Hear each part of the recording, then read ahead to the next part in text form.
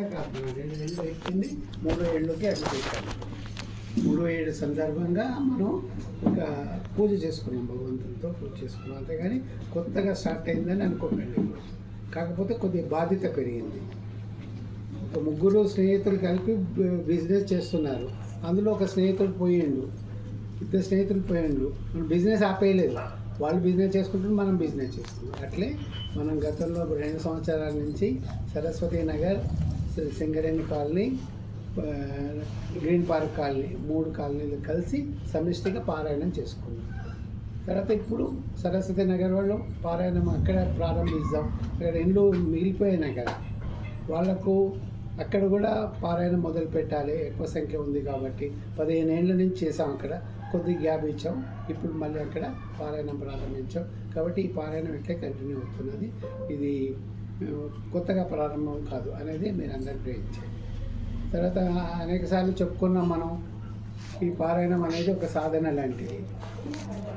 ఎంతోమంది 100 మంది ఉన్నారు, కానీ మనమే ఎందుకు పారాయణం చేసుకుంటున్నాం, భగవద్నామ స్మరణ చేసుకుంటున్నాం అంటే అది మన పూర్వజన్మ సుకృతం.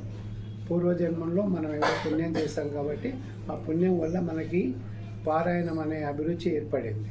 ఈ పారాయణంలో భగవంతుని స్మరణ చేసుకోవడం వల్ల మనం వ్యక్తిత్వంగా మనం పరిపూర్ణమవుతాం. తర్వాత ఏ ఇంట్లో అయితే మనం 21 రోజు పారాయణం చేస్తామో ఆ ఇంటికి శుభం కలుగుతుంది. ప్రతి ఇంట్లో ఏముంటుంది, ప్రతి ఇంట్లో నెగిటివ్ ఎనర్జీ ఉంటుంది. ప్రతి ఇంట్లో మనకు తెలియకుండా ఇంట్లో తప్పనిసరిగా నెగిటివ్ ఉంటుంది. మన వల్లనో లేక మన పూర్వీకుల వల్లనో ఇంట్లో ఉంటుంది. ఆ నెగిటివ్నెస్ పోవాలని అంటే, పాజిటివ్నెస్ రావాలంటే అక్కడ భగవద్నామ స్మరణ జరగాలి. 21 రోజులు నిష్టగా మనం భగవద్నామ స్మరణ చేస్తాం, భగవద్గీత చదువుతాం. కాబట్టి తప్పనిసరిగా ఆ ఇంట్లో శుభం ఏర్పడుతుంది. ఆ నెగిటివ్స్ పోయి పాజిటివ్ వేవ్స్ ఇంటి నిండా నిండిపోతాయి. పాజిటివ్ వేవ్స్ ఎంతవరకు ఉంటాయంటే కొన్ని సంవత్సరాల వరకు ఉంటాయి, మళ్ళీ నెగిటివ్స్ రావు ఇంటికి. అంత పటిష్టంగా ఉంటుంది. కాబట్టి మనం మన గురుదేవులు ఏం చెప్పినంటే, అందరు దేవాలయాల్లో చేస్తారు, దేవాలయంలో ఎట్లయినా పాజిటివ్ సెన్స్ ఉంటుంది. మన ఇళ్ళల్లో మన ప్రతి ఇంటిని ఒక గుడిగా మార్చుకుందాం, ప్రతి ఇంటిని పవిత్ర చేసుకుందాం. ప్రతి ఇంట్లో ఉన్న వాళ్ళు మంచి ఆధ్యాత్మిక స్థితిని పొందాలి. వాళ్ళ జీవితం కష్టం లేకుండా సుఖంగా సాగాలి.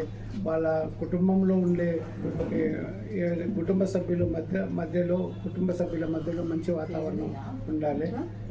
ఇవన్నీ మనం ఈ అన్ని మంచి గుణాలు రావడం కొరకు, మంచి జరగడం కొరకు కూర్చొని వినండి అమ్మ, తరపోతే ఆగండి. కానీ మనం ఈ భగవద్నామ స్మరణ ఈ పారాయణ రూపంలో చేసుకుంటాం. కాబట్టి ఈ సాధన ఒకటి, మన సాధనలో ఫలితం కలగాలి. మనం సాధన చేస్తున్నాం, భగవద్నామ స్మరణతో పారాయణం చేస్తున్నాం, 2 సంవత్సరాల నుంచి చేస్తున్నాం, 3వ సంవత్సరంలో అడుగుపెట్టాం, కంటిన్యూ చేస్తున్నాం. ఈ 3 సంవత్సరాల్లో మనం మూల్యాంకనం చేసుకోవాలి. ప్రతి విద్యార్థి ఏడాదంతా చదివిన తర్వాత బాగా చదివాడా లేదనేది ఏ విధంగా తెలుస్తుంది? పరీక్ష ద్వారా తెలుస్తుంది. మనకి ఎవరు పరీక్ష పెడతారు? మనమే పరీక్ష పెట్టుకొని మనం 2 సంవత్సరాల క్రితం పారాయణం వెళ్ళకముందు ఎట్లా ఉన్నాం, ఇప్పుడు ఎట్లా ఉన్నాం, ఇంట్లో సంబంధ బాంధవ్యాలు పెరిగినాయా, మన చుట్టుపక్కల ఉన్న వాళ్ళతో మంచి సంబంధ బాంధవ్యాలు పెరిగాయి, ఇవన్నీ మనం విశ్లేషణ చేసుకోవాలి. మనలో మార్పు వచ్చిందా? మన స్పష్టంగా మన చుట్టుపక్కల వాళ్ళతో మన ఇంట్లో మార్పు కనబడుతుంది. 21 రోజు పారాయణం జరిగిన తర్వాత తప్పనిసరిగా ఆ ఇంట్లో కొంత వాతావరణం మారుతుంది. మార్పైన వాతావరణాన్ని గమనించాలి. మనం గమనించి నలుగురికి చెప్పాలి. నలుగురు వాళ్ళ ఇంట్లో కూడా ఇటువంటి పవిత్రమైన వాతావరణం ఉండాలనే ఉద్దేశంతో వాళ్ళు కూడా పాలన ముందు పెట్టుకుని రావాలి. ఒక్కడికి దాదాపు 4-5 సంవత్సరాల తర్వాత ఇక్కడ నేనేదో లెక్క వేసావు, 500 గృహాలే ఉన్నాయి ఇక్కడ. 4,000 ఇండ్లు ఉన్నాయి ఇక్కడ. ఓటర్ సంఖ్యతో లెక్కేసి 4,000 ఇండ్లు ఉన్నాయి. మరి 4,000 ఇండ్లు అంటే మన టార్గెట్ ఎక్కువగా ఉన్నట్టే కదా. మనం ఈ 2 సంవత్సరాల్లో 40-45 ఇండ్లు చేసుకున్నాం మనం. తర్వాత 1 రోజు పారాయణం, 21 రోజు పారాయణం వాళ్ళకు సాధ్యం కాని పరిస్థితుల్లో 1 రోజు పారాయణం కూడా చేసుకొని మనం ఇంటిని మన పాజిటివ్ వేస్తూ చూపించుకోవచ్చు. ఇది మీరందరూ మనస వాచ పారాయణంకు రావాలి. పారాయణంలో మీరు ఆ సిద్ధి ఆ సాధన పొందాలి. లేదు ఎవరి కొరకు వస్తున్నాం పారాయణం, వాళ్ళ సాటిస్ఫాక్షన్ కొరకు పోతున్నాం అని రాకుండా నేను పరిపూర్ణమైన వ్యక్తిగా మారాలి. ఆ పరిపూర్ణమైన వ్యక్తి మారడానికి పారాయణం ఒకటే మార్గం. కాబట్టి పారాయణం చేయాలి అనేది దృక్పథం మనలో ఉండాలి. దానివల్ల తప్పనిసరిగా మనం లబ్ధి పొందుతాం, ప్రయోజనం పొందుతాం. అయితే రెండు విషయాలు ఎప్పుడు గుర్తుంచుకోండి. పరోపకారం పుణ్యం, పరపీడన పాపం. ఈ మొత్తం ధర్మగ్రంథాలన్నిటిని క్రోడీకరిస్తే లాస్ట్కి వచ్చిన సూత్రం ఇదొకటే. పరోపకారం, మనం ఎవరిని బాధ పెట్టకుండా అందరినీ సంతోషపడడం అదే పుణ్యం. ఎవరినైనా బాధ పెట్టే పరపీడనం పాపం. మనం పుణ్యం కావాలన్నా పాపం కావాలన్నా? పుణ్యం కావాలి. కాబట్టి మన వల్ల ఎవరు బాధపడవద్దు, మనం ఎవరిని బాధ పెట్టవద్దు అనేది ఒకటి మనం పారాయణంలో ముఖ్యంగా మనం నేర్చుకోవాల్సింది. ఎవరిని ఏ రకమైన కూడా బాధ పెట్టకుండా ఉండాలి.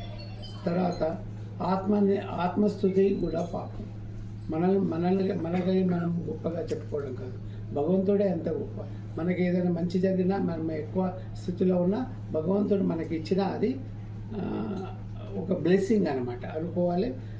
మనం మన గురించి గొప్పగా చెప్పుకోవడం,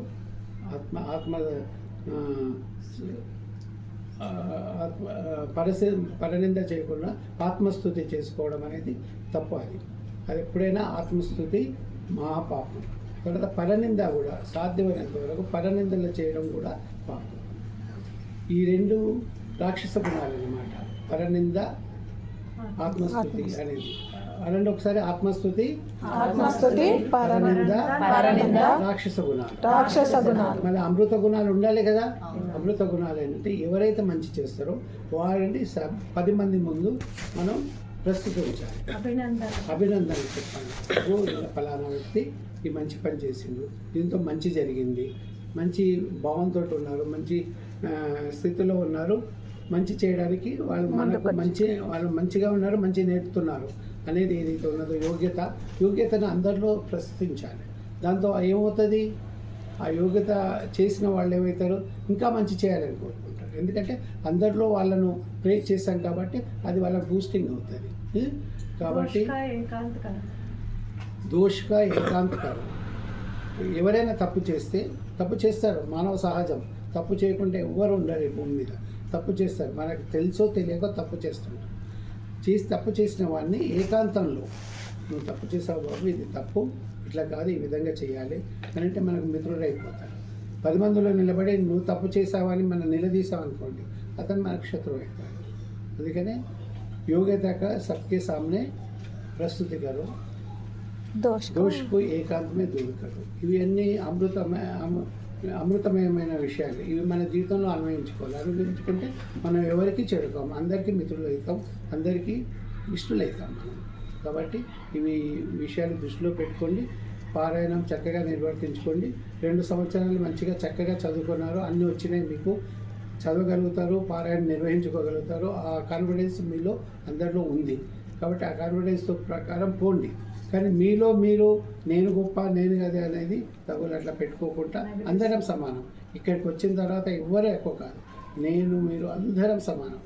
అధ్యక్షుడు అంటే ప్రధాన సేవకుడే, మనందరం సేవకులమే. భగవంతుని సేవ చేయడానికి మనం ఇక్కడికి వచ్చాం, ఆయన స్తుతించడానికి, ఆయన ప్రార్థించడానికి. దేని కొరకు ప్రార్థిస్తున్నాం? విశ్వ కళ్యాణం కొరకు మనం ప్రార్థిస్తున్నాం. మనం ఒక్కరమే ఉద్దాతం కావాలని కాదు, మొత్తం విశ్వమంతా మన చుట్టూ ఉన్న వాళ్ళందరూ బాగా ఉండాలి. లోకో సమస్త అది మన కోరిక భగవంతుని దగ్గర ఎప్పుడు అదే కోరిక అన్నమాట. నేను ఒక్కడనే బాగుండాలని కాదు, మొత్తం లోకమంతా నా చుట్టూ ఉన్న సమాజం అంతా బాగుండాలని కోరుకోవాలి. అదేవిధంగా మనం ప్రేమతో ఉండాలి అందరితో.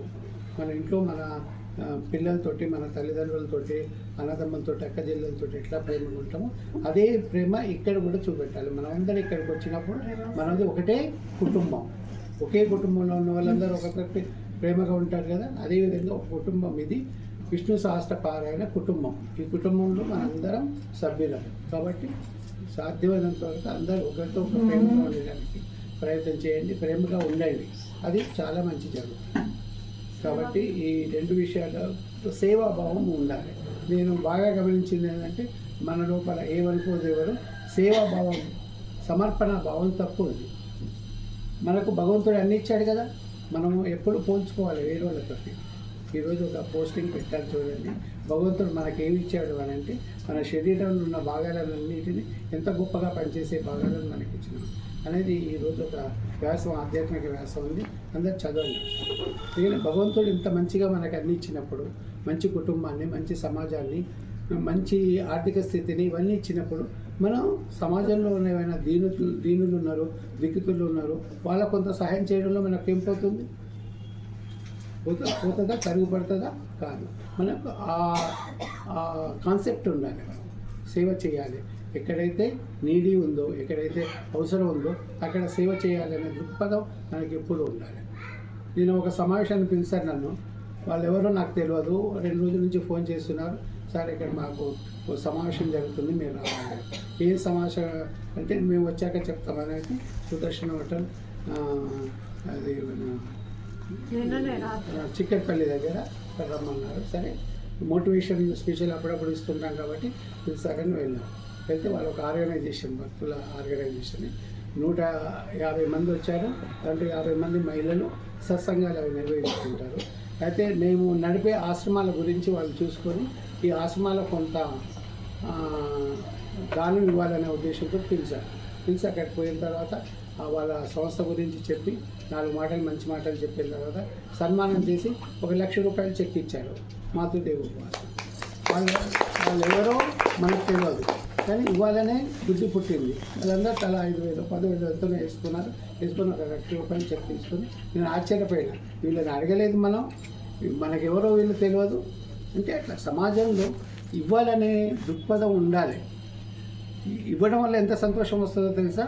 మీకు ఎవరైనా మీ ఇంట్లో వాళ్ళ కాకుండా బయట వాళ్ళకి ఆఖరికొన్న వాళ్ళకు అన్నం పెడితే తృప్తిగా తింటే ఎంత సంతోషం. ఇంట్లో అందరూ రోజు సంవత్సరాల కొద్ది పెట్టినా కూడా ఆనందం రాదు. ఎవరికైతే నీది ఉందో, అవసరం ఉన్నదో వాళ్ళకి ఇవ్వడం వల్ల, అన్నం పెట్టడం వల్ల మనకెంతో తృప్తి ఉంటుంది. కాబట్టి ఇవ్వడంలో ఎంతో ఆనందం ఉంటుంది. ఆ ఇవ్వడంలో ఉన్న ఆ ఆనందాన్ని ఆస్వాదించడానికి మనం పరీక్షణం ప్రయత్నం చేసి కొంత దయాగుణం, సేవాగుణం మనం అలవాటు చేసుకోవాలి. ఈ పారాయణం ద్వారా అది మీ అందరికీ సిద్ధించాలని, మీరందరూ ప్రేమగా మంచిగా ఉంటూ ఈ పారాయణాన్ని ముందుకు తీసుకుపోవాలని, పెద్దలను గౌరవించండి, మీ సహచరుల మాటలు వినండి, అందరూ కలిసి ఒకే కుటుంబంలాగా సన్నిహితంగా ఉంటూ ఈ పారాయణం కొనసాగించండి. హరి ఓం.